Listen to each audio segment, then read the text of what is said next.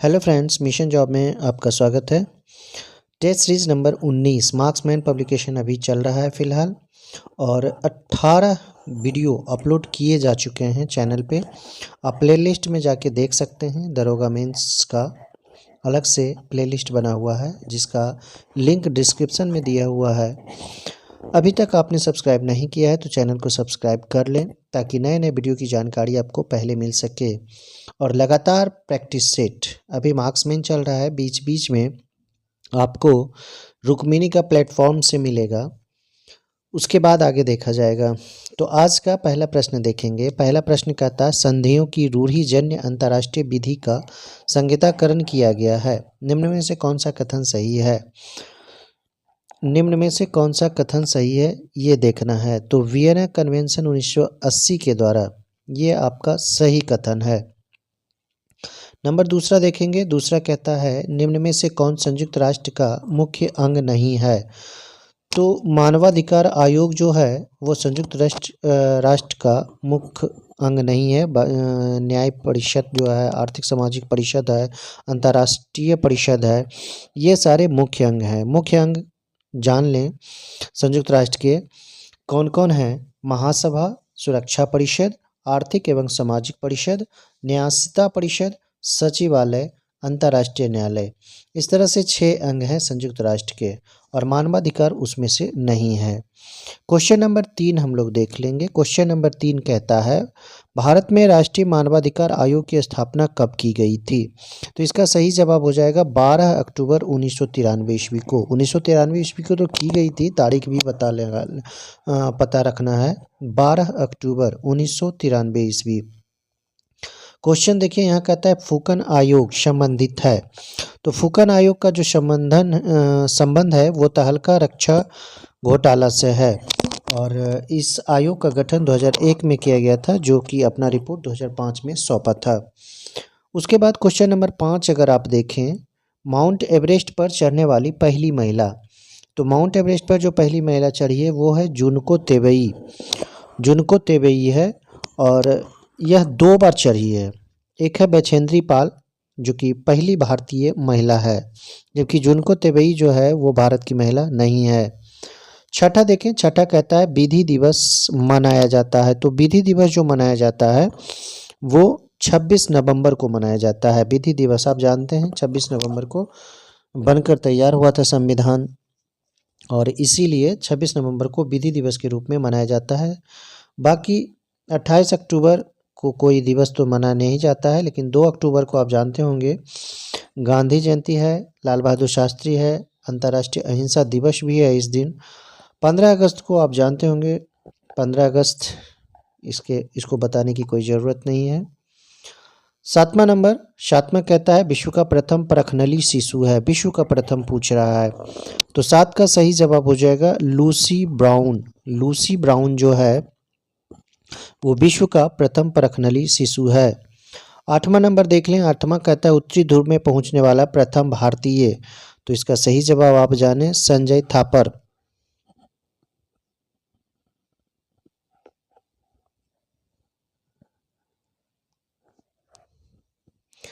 यहाँ पे ये भी ध्यान देने वाली बात है, उत्तरी ध्रुव पर पहुंचने वाला प्रथम भारतीय पूछ रहा है। प्रथम व्यक्ति अगर पूछे तो रॉबर्ट पियरी था। दक्षिण ध्रुव पर पहला व्यक्ति जो था वो अमंड सेन था, जबकि भारतीय सेना के संजय थापर को पैराशूट के माध्यम से 1996 ईस्वी में उत्तरी ध्रुव पर पहुंचाया गया था। यानी कि भारतीय पूछ रहा है तो संजय थापर हो जाएगा। उसके बाद आगे देखेंगे 9 नंबर कहता है विश्व की पहली महिला प्रधानमंत्री। तो ये हो जाएगी श्रीमती श्रीमाओ भंडारनायके, जो कि श्रीलंका की पहली महिला प्रधानमंत्री बनी थी और विश्व की पहली महिला प्रधानमंत्री। भारत की अगर बात करें तो इंदिरा गांधी हैं, जो कि भारत की पहली महिला प्रधानमंत्री बनी थी। और बेनजीर भुट्टो की बात करें तो यह पाकिस्तान की पहली महिला प्रधानमंत्री थी। मार्गरेट थैचर को इंग्लैंड की पहली महिला प्रधानमंत्री के रूप में जाना जाता है। अब आगे यहाँ देखें 10 कहता है रूस की संसद का नाम क्या है? तो रूस की जो संसद है वो ड्यूमा के नाम से जाना जाता है, ड्यूमा। जबकि सोरा जो है ये अफगानिस्तान का संसद है, नोरिस जो है ये इजराइल का और स्टेनिंग जनरल नीदरलैंड का संसद है। 11 देखें, 11 कहता है श्वेत पुस्तक संबंधित है। तो श्वेत पुस्तक, जिसको व्हाइट बुक भी कहते हैं, यह पुर्तगाल, चीन और जर्मनी सरकार की रिपोर्ट का प्रकाशन होता है। तो इसका सही जवाब ए हो जाएगा। ब्रिटिश सरकार की रिपोर्ट जो होता है, या सरकारी रिपोर्ट उसे कहें, ये ब्लू बुक में पब्लिश किया जाता है। जबकि ग्रीन बुक की अगर बात करें तो इसमें इटली और ईरान सरकार की रिपोर्ट होती है, और फ्रेंच सरकार की जो रिपोर्ट होती है वो येलो बुक में होती है। तो याद रखना है, पुर्तगाल, चीन और जर्मनी सरकार श्वेत बुक में, ब्रिटिश सरकार का जो पब्लिश होता है रिपोर्ट वो होता है ब्लू बुक में, फ्रेंच सरकार का जो होता है वो येलो बुक में, और इटली और ईरान का जो सरकारी रिपोर्ट है वो ग्रीन बुक में पब्लिश होता है। उसके बाद आगे देखें 12 नंबर, 12 कहता है यशोधरा पुस्तक के लेखक हैं। तो 12 का सही जवाब हो जाएगा मैथिली शरण गुप्त यशोधरा पुस्तक के लेखक हैं। 13 नंबर यहाँ क्वेश्चन है, घंटा मर्दला कहाँ का लोक नृत्य है। तो इसका सही जवाब अगर आप देखना चाहें तो हो जाएगा आंध्र प्रदेश। घंटा मर्दला आंध्र प्रदेश का है। जबकि राजस्थान की अगर बात करें तो यहाँ घूमर है, कर्मा छत्तीसगढ़ का है, और भरतनाट्यम तमिलनाडु का लोक नृत्य है।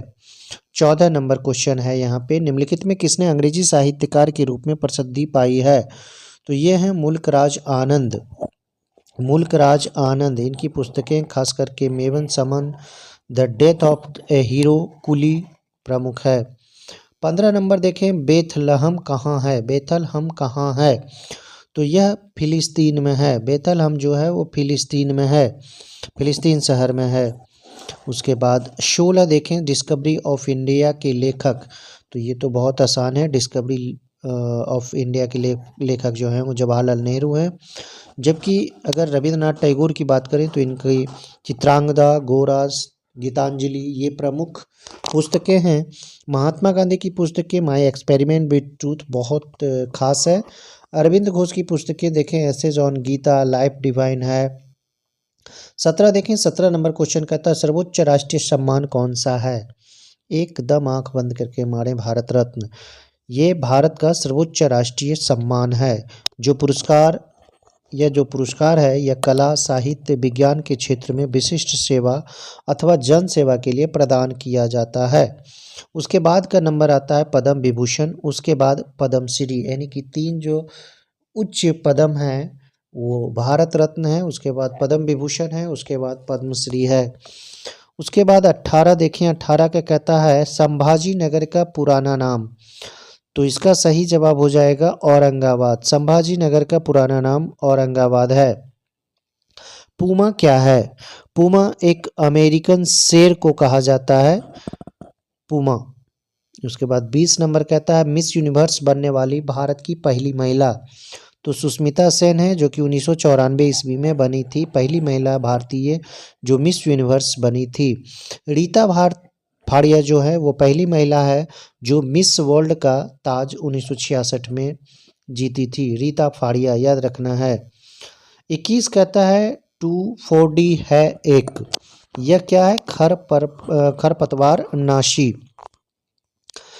आगे देखें 22 नंबर कहता है निम्न हार्मोनों में से कौन एक मूत्र से गर्भधारण परीक्षण का आधार होता है। तो वह हो जाएगा HCG। इसका मतलब होता है ह्यूमन कोरियोनिक गोनेडोट्रोफिन।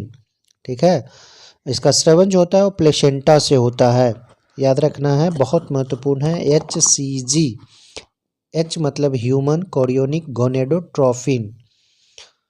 उसके बाद 23 कहता है हाल ही में निम्नलिखित में कौन सी एक ड्रग गिद्धों की समष्टि में ह्रास के लिए उत्तरदायी प्रतिपेदित की गई है। तो इसका सही जवाब हो जाएगा डिक्लोफेनिक सोडियम।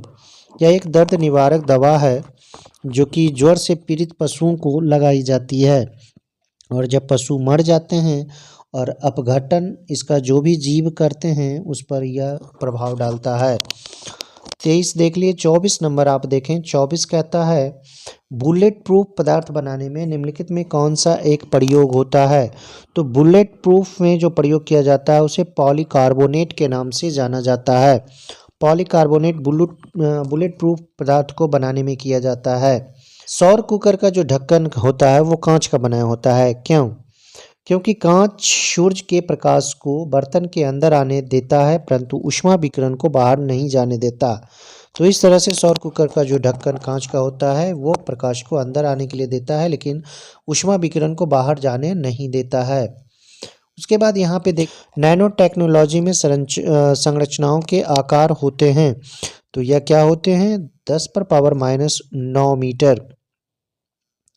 उसके बाद आगे देखें 27 कहता है जेट इंजन की कार्यप्रणाली निम्न में से किस एक के संरक्षक सिद्धांत पर निर्भर करती है?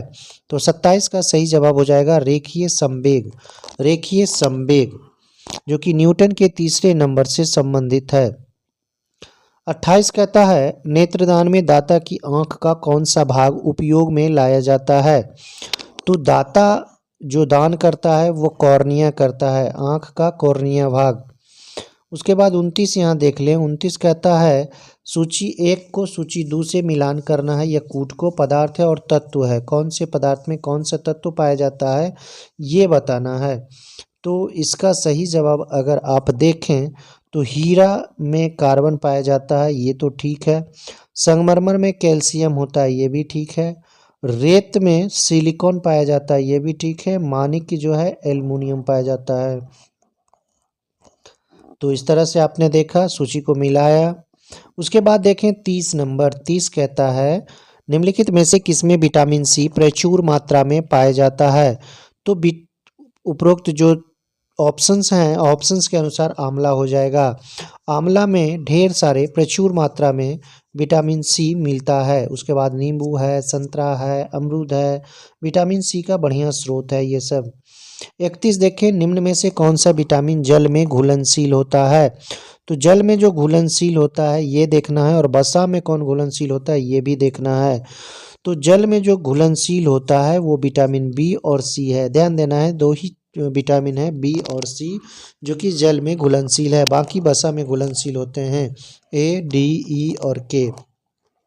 तो 4 याद रखना है, वसा में घुलनशील ए, डी, ई और के, जबकि जल में घुलनशील विटामिन 2 हैं बी और सी। कंप्यूटर ग्रिड होता है। कंप्यूटर ग्रिड क्या होता है ये बताना है। एक सॉफ्टवेयर अवसंरचना जिसमें कई अभिकलन प्रतिष्ठान जुड़े होते हैं। तो इस तरह से आप देखें कंप्यूटर ग्रिड में क्या होता है, कंप्यूटर सॉफ्टवेयर संरचना होती है जिसमें अभिकलन जो होता है प्रतिष्ठान जुड़े होते हैं। अब यहाँ देखें 33 नंबर। 33 कहता है निम्न जीवों में से किस एक ने अंतरिक्ष में प्रथम यात्रा की? तो 33 का सही जवाब हो जाएगा कुत्ता। सबसे पहले कुत्ता को ही भेजा गया है। 1957 का दिन अंतरिक्ष मानव में बहुत महत्व रखता है। सोवियत संघ सबसे पहला यान भेजा था, स्पुतनिक नामक अंतरिक्ष यान सबसे पहला वही गया था। उसके बाद स्पुतनिक 2 भी सोवियत संघ ने ही भेजा, और एक लैला नामक कुत्ता भी भेजा गया था इसमें।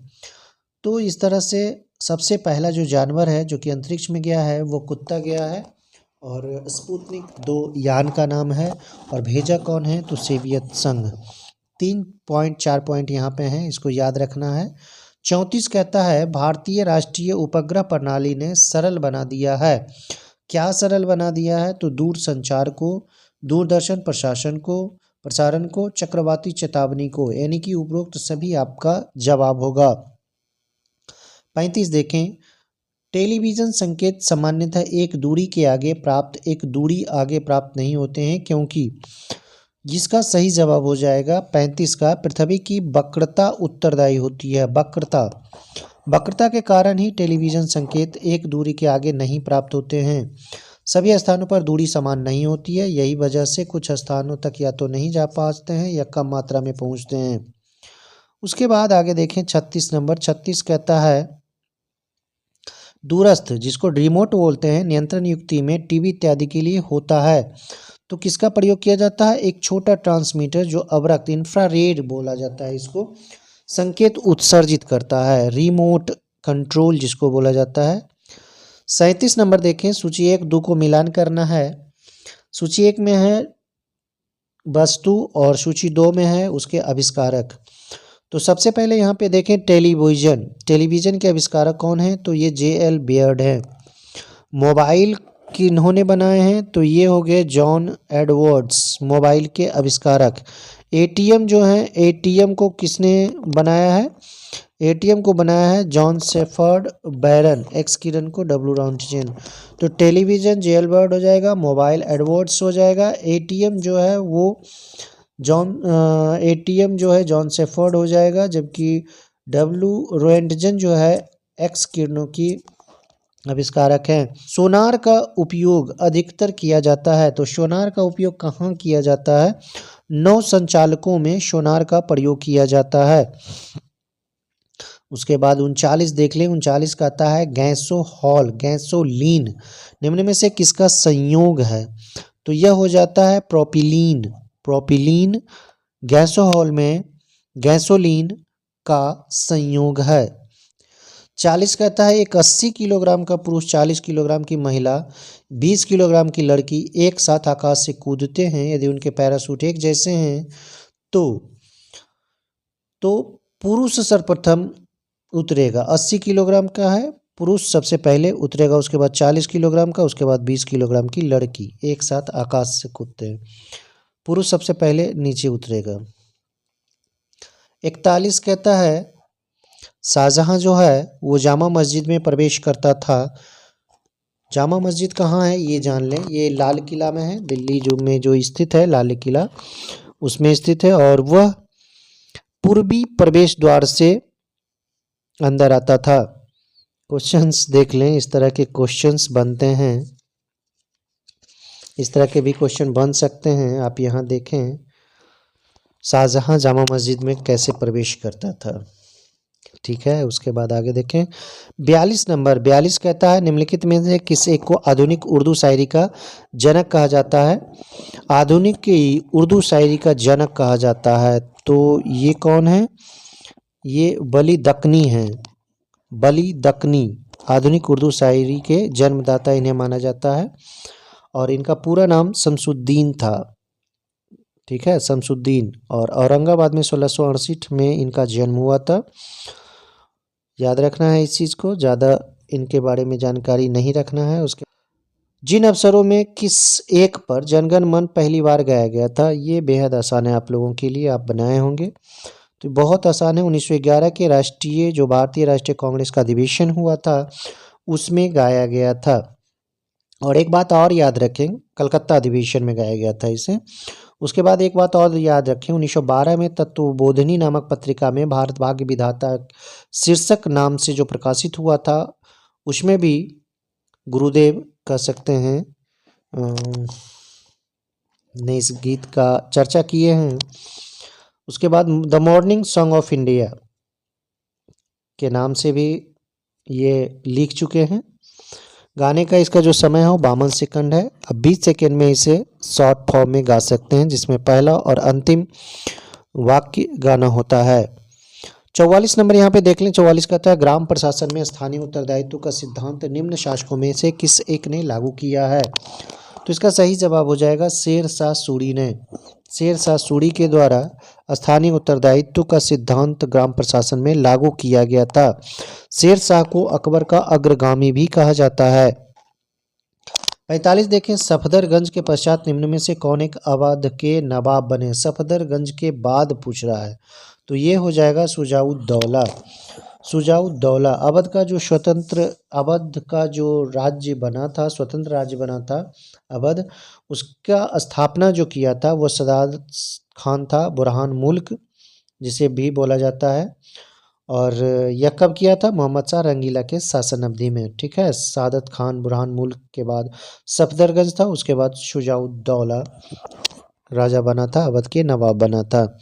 46 नंबर देखें, 46 कहता है निम्नांकित मुगल शहजादियों में से किसने हुमायूं नामा लिखा है? हुमायूं नामा, तो ये है गुलबदन बेगम, हुमायूं नामा की रचना किए हैं। 47 अमृतसर की स्थापना का श्रेय दिया जाता है, तो अमृतसर की स्थापना गुरु रामदास के द्वारा हुआ है। 48 कहता है आज़ाद हिंद फौज के दिल्ली लाल किले के मुकदमे में वकीलों के समूह का नेतृत्व किया था, तो इसका सही जवाब हो जाएगा भूला भाई देसाई ने। भूला भाई देसाई ने 1945 में यह सुनवाई किया गया था लाल किले में। 49 नंबर सवाल देखें, वह प्रांत जहां वर्ष 1937 के आम निर्वाचन में भारतीय राष्ट्रीय कांग्रेस को पूर्ण बहुमत नहीं प्राप्त हुआ था, तो कौन सा प्रांत था? असम। असम में भारतीय राष्ट्रीय कांग्रेस को पूर्ण बहुमत नहीं मिला था, तो यहाँ ऑप्शंस के अनुसार असम हो जाएगा। 50 देखें, किस कालानुक्रम में निम्नलिखित घटनाएं घटित हुई है?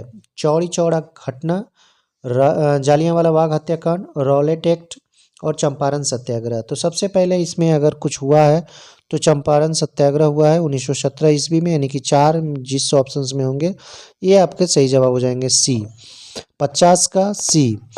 रॉलेट एक्ट जो हुआ है 1919 ईस्वी में, जालियांवाला बाग हत्याकांड उसके बाद हुआ है अप्रैल 1919 में ही रॉलेट एक्ट के विरोध में। चौरी चौरा घटना उसके बाद 1922 में हुआ है, चौरी चौरा घटना। 51 देखें, 51 कहता है बानर सेना और मंजरी सेना संबंधित है। बानर सेना और मंजरी सेना जो है वो सविनय अवज्ञा आंदोलन से संबंधित है। सविनय अवज्ञा आंदोलन जिसमें बच्चों को बानरी सेना, बालिकाओं को मंजरी सेना का गठन किया गया था। 52 नंबर कहता है गांधी जी द्वारा असहयोग आंदोलन स्थगित करने का कारण क्या था? तो इसका सबसे मेन कारण जो था वो चौरी चौरा कांड था, जो कि 5 फरवरी 1922 को घटित हुआ था और 12 फरवरी 1922 को असहयोग आंदोलन को स्थगित करना पड़ा था। 53 नंबर कहता है मंगल पांडे को फांसी कब दी गई थी? तो 53 का सही जवाब हो जाएगा 8 अप्रैल 1857 ईस्वी में। 29 मार्च 1857 को 34वीं रेजिमेंट बैरकपुर के मंगल पांडे जो कि एक सैनिक था, वो क्या किया था, वो लेफ्टिनेंट बाग और जनरल ह्यूसन की हत्या कर दिया था और इसे 8 अप्रैल 1857 को मंगल पांडे को फांसी दे दिया गया। निम्नलिखित में से कौन सा एक कथन भारतीय राष्ट्रीय कांग्रेस के विषय में सही है? तो भारतीय राष्ट्रीय कांग्रेस का एक हिंदू संगठन था, ये गलत है। बाल गंगाधर तिलक उसके अध्यक्षों में से एक थे, ये भी गलत है। ठीक है। सरोजनी नायडू इसकी पहली महिला अध्यक्ष थी, ये भी गलत है। एनी बेसेंट थी। वर्ष 1929 के लाहौर अधिवेशन में भारतीय राष्ट्रीय कांग्रेस ने संपूर्ण स्वाधीनता का व्रत ग्रहण किया था, ये सही है, ये सही है। और यह कब घटित हुआ था? 1929 ईस्वी के लाहौर अधिवेशन में। ठीक है। और इसकी अध्यक्षता किसने किया था? जवाहरलाल नेहरू ने। निम्न को सुमेलित कीजिए, कूट से सही उत्तर बताना है। तो तराइन का दूसरा युद्ध जो हुआ था 1192 में हुआ था, पहला 91, दूसरा 92। 1707 ईस्वी में औरंगजेब की मृत्यु हुई है, ये भी याद रखना है। पानीपत का तीसरा युद्ध 1761 में हुआ है, जबकि अकबर की मृत्यु 1605 ईस्वी में हुई है। अपन कहता है चाणक्य का नाम क्या था? चाणक्य का नाम था विष्णुदत्त, भी चाणक्य को बोला जाता है, विष्णुदत्त चाणक्य को बोला जाता है। उनके और भी नाम हैं, कौटिल्य हैं, चाणक्य हैं, इस तरह से। और वे चंद्रगुप्त मौर्य के दरबार के प्रमुख थे। 57 नंबर क्वेश्चन आप यहाँ देखें, लंदन में इंडियन होम रूल सोसाइटी को प्रारंभ किसने किया था? 57 का सही जवाब हो जाएगा श्यामजी कृष्ण वर्मा। 1905 ईस्वी में इंडियन होम रूल सोसाइटी की स्थापना लंदन में किया था। 58 नंबर प्रश्न यहाँ देखें, वर्ष 1932 में स्थापित अखिल भारतीय छूत विरोधी लीग का प्रथम प्रेसिडेंट था? तो आप जानते हैं जीडी बिरला थे। 1932 ईस्वी महात्मा गांधी द्वारा स्थापित किया गया था अखिल भारतीय अछूत विरोधी लीग। 59 देखिए, 59 में कहता है निम्नलिखित गवर्नरों जनरल का जो सही कालानुक्रम है उसका कूट बताना है। तो सबसे पहले कौन आए, उसके बाद कौन आए, ये बताना है। तो 59 का सही जवाब हो जाएगा 3, 1, 4, 2। सबसे पहले एलन बरो, उसके बाद हेनरी हॉर्डिंग्स, उसके बाद लॉर्ड डलहौजी, उसके बाद कैनिंग। तो 59 का सही जवाब बी हो जाएगा। उसके बाद आगे देखेंगे 60 नंबर। 60 कहता है 1885 ईस्वी में भारतीय राष्ट्रीय कांग्रेस के अध्यक्ष कौन थे? तो 60 का सही जवाब हो जाएगा WC बनर्जी। सबसे पहले कांग्रेस की जब स्थापना 1885 में की गई थी तो इसके प्रथम अध्यक्ष जो थे वो WC बनर्जी थे। 61 नंबर यहाँ पे देखें, भारत के संविधान के अनुसार उच्च न्यायालय के किसी न्यायाधीश का स्थानांतरण एक से दूसरी जगह करने के लिए कौन अधिकृत होता है? तो इसका सही जवाब अगर जाने तो भारत के राष्ट्रपति के द्वारा ऐसा किया जाता है, राष्ट्रपति ही अधिकृत हैं। 62 नंबर यहाँ पे देखें, 62 क्वेश्चन नंबर 62, किसी व्यक्ति के लिए भारत के राष्ट्रपति के रूप में निर्वाचित होने के लिए आवश्यक न्यूनतम अर्हता क्या होती है? तो वह होती है कम से कम 35 वर्ष की अवस्था पार कर लिए हों या पूर्ण कर लिए हों। कहता है भारत के राष्ट्रपति के निर्वाचन के लिए न्यूनतम निर्धारित आयु कितनी है? देखिए रिपीट हो गया क्वेश्चंस, 35 वर्ष है।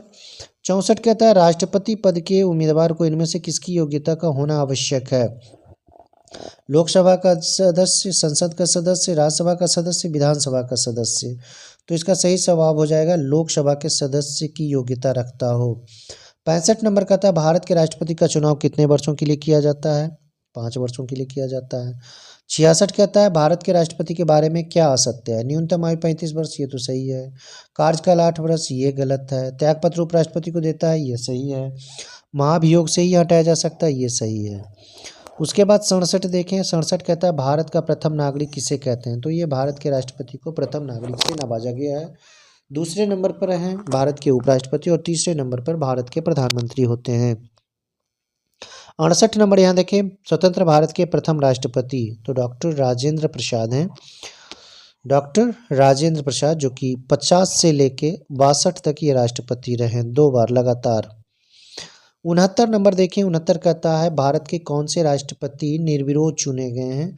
एकमात्र हैं और वो हैं नीलम संजीव रेड्डी, जो कि एक बार हार चुके हैं और दूसरे बार ये निर्विरोध चुने गए थे।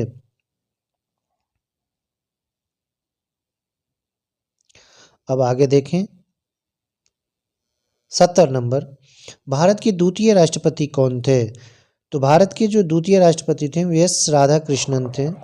एस राधाकृष्णन 2 बार लगातार भारत के उपराष्ट्रपति भी रहे और उसके बाद भारत के राष्ट्रपति बने थे। 71 नंबर देखें, 71 कहता है निम्नलिखित में से किसे भारत का राष्ट्रपति बनने से पहले भारत रत्न पुरस्कार मिला था? तो यह थे डॉक्टर एस राधाकृष्णन। 72 नंबर सवाल है, किसी भी विधि के लिए सर्वोच्च न्यायालय से परामर्श मांगने का अधिकार किसको है? तो इसका सही जवाब हो जाएगा राष्ट्रपति को है और अनुच्छेद 143 के तहत, लेकिन उसे माने ये कोई जरूरी नहीं होता है। 73 कहता है मुख्य लेखा नियंत्रण परीक्षक की नियुक्ति कौन करता है? तो इसका भी नियुक्ति राष्ट्रपति ही करता है। 34 नंबर देखें, 74 नंबर देखें, निम्नलिखित में से किसे राष्ट्रपति नहीं नियुक्त करता है? तो प्रधानमंत्री को तो नियुक्त करता है सर्वोच्च न्यायालय के न्यायाधीश, उच्च न्यायालय के न्यायाधीश, लेकिन उपराष्ट्रपति को राष्ट्रपति नियुक्त नहीं करता है। 75 देखें, 75 कहता है संघ लोक सेवा आयोग के सदस्य किसके द्वारा नियुक्त किए जाते हैं? तो ये भी राष्ट्रपति के द्वारा नियुक्त किए जाते हैं। 76 नंबर कहता है ऑल इंडिया सर्विसेज के सदस्यों की नियुक्ति कौन करता है? तो ये भी राष्ट्रपति ही करते हैं, अखिल भारतीय सेवाओं की नियुक्ति। 77 नंबर सवाल कहता है भारत के राष्ट्रपति द्वारा निम्नलिखित में से कौन सा कार्य नहीं किया जाता है? तो इसका सही जवाब हो जाएगा राज्यसभा को विघटित करने का काम राष्ट्रपति नहीं करता है, बल्कि संसद का सत्रावसान करना, आवश्यकता पड़ने पर दोनों सदनों की संयुक्त बैठक बुलाना, संसद के सामने बजट को रखवाना, ये काम है। 78 कहता है राष्ट्रपति लोकसभा को भंग कर सकता है। तो भंग जब भी करेगा तो वो प्रधानमंत्री की सलाह पर ही करेगा। 79 नंबर कहता है युद्ध की घोषणा या शांति का फैसला करने में कानूनी रूप से कौन सक्षम है? तो ये हैं राष्ट्रपति, इन्हीं के नाम पर सारे कागजात बनते हैं और कार्रवाई होती है। 80 कहता है निम्न में से किसकी नियुक्ति भारत के राष्ट्रपति द्वारा नहीं की जाती है?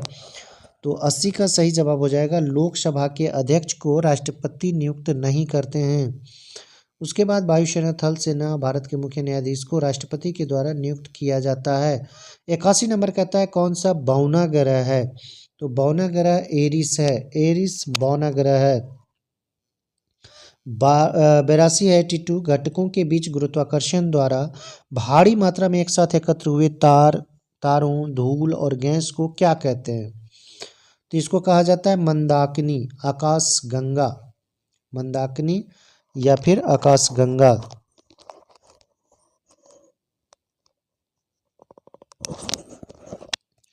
उसके बाद 83 नंबर देखें। 83 कहता है सूर्य की सबसे ऊपरी परत को क्या कहते हैं?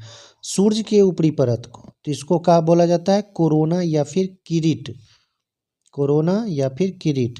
84 कहता है पृथ्वी के कोर केंद्रीय भाग को अन्य किस नाम से जाना जाता है? तो इसको अन्य भाग से गुरुमंडल के नाम से जाना जाता है। गुरुमंडल, ठीक है, याद रखना है, गुरुमंडल। 85 नंबर सवाल देखें। सूर्य ग्रहण कब होता है? सूर्य ग्रहण की स्थिति तब बनती है जब चंद्रमा सूर्य और पृथ्वी के बीच में आ जाता है। उसके बाद 86 देखें। 86 कहता है पृथ्वी जिस समय सूर्य से अधिक दूरी पर होती है उस समय उसकी स्थिति क्या होती है? तो उस समय अपहीलियन की स्थिति होती है। और यह कब होता है? 3 जनवरी को। 4 जुलाई को।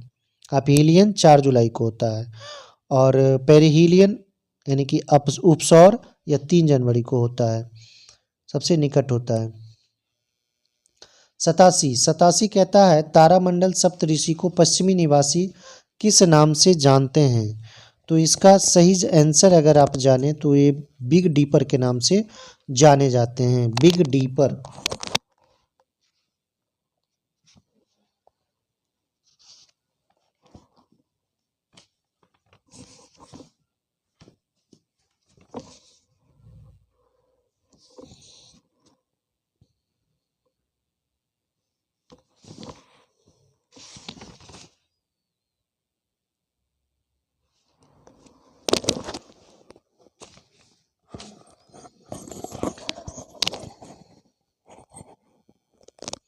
अट्ठासी कहता है वह तापमान जहाँ ऊंचाई बढ़ने के साथ साथ तापमान में बिल्कुल कमी नहीं होती, तो वह जगह है समताप मंडल। समताप मंडल जहाँ तापमान अस्थिर रहता है और जितने भी मौसमी समस्याएं जो है संबंधी जो घटना होती है वो क्षोभ मंडल में हो जाती है, समताप मंडल में नहीं होती है। और मेन रूप से कह सकते हैं कि यह वायुयान उड़ाने का एक अनुकूल मंडल पाया जाता है, समताप मंडल। उसके बाद आगे देखें 89 देखें। वायुमंडल में आर्द्रता मापने के लिए प्रयुक्त यंत्र को क्या कहते हैं? तो 89 का सही जवाब हो जाएगा हाइग्रोमीटर। 90 कहता है समताप मंडल में पराबैंगनी विकिरण किसके द्वारा अवशोषित किया जाता है? समताप मंडल में। तो 90 का सही जवाब हो जाएगा ओजोन।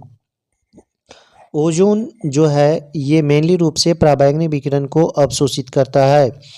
91 नंबर सवाल देखें। वातावरण की सबसे गर्म परत कौन सी है? तो सबसे गर्म परत जो होता है थर्मोस्फियर बोला जाता है, जिसको तापमंडल कहते हैं। ठीक है, याद रखना है इस चीज को। 92 कहता है